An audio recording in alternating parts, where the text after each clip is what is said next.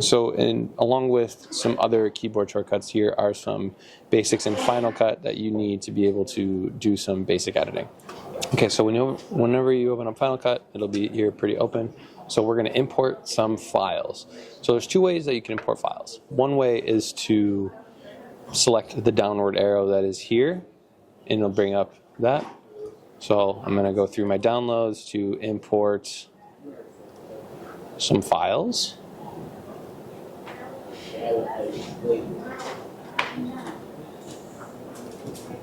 Or you can go to File, Import Media, and again, you'll be able to do the same thing where you can import some files.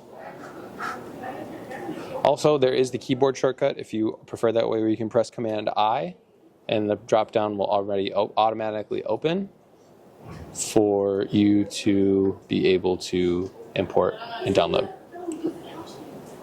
So that's the way you import videos. If you were to select a new project and start a new project, you go to File, New, Project, call it whatever you'd like. So this is just tutorial, just to write it down. So whenever you need to take your files and bring them down into your timeline to start editing, you just select it only once.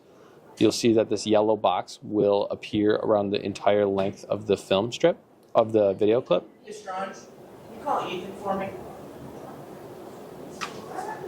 Ethan! Evan's looking for you.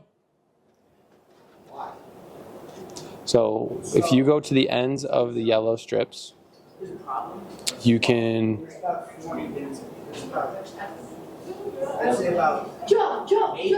other very large bins of DVDs up here. If you were to select the end where you have the two arrows facing both sides, you will be able to shorten what you want to select and bring it to your timeline for your DVD. So I'm just going to select the whole thing and bring it down. So you click and drag to select down, bring it to your timeline. Again, pretty straightforward. From there, if I would want to edit, there's a few things that I want to do here with the video. So there's a couple things that I can show you.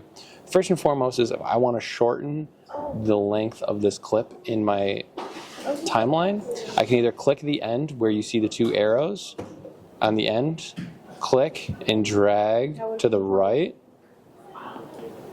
and you can do that. Or I'm going to press Command-Z. Any edit you do and you want to undo it, it is Command-Z on your keyboard. Also, if you want to just trim it and you know exactly where you want to click, select B on the keyboard. It'll be a blade tool. You'll see these scissors pop up on screen. And you want to click. So once after you select your blade tool and select your clip, you want to go back to A. So it's just your select tool. And then in order to delete it, you would just press backspace on the keyboard. And from there, that's all you would need to do in terms. You want it to meet in like, so when you're moving through the timelines, you can swipe left and right on the mouse to move left and right on the timeline. And same thing if you're scrolling up or down, you'll be able to go up and down. The mice, when you scroll, will kind of look like touchpads.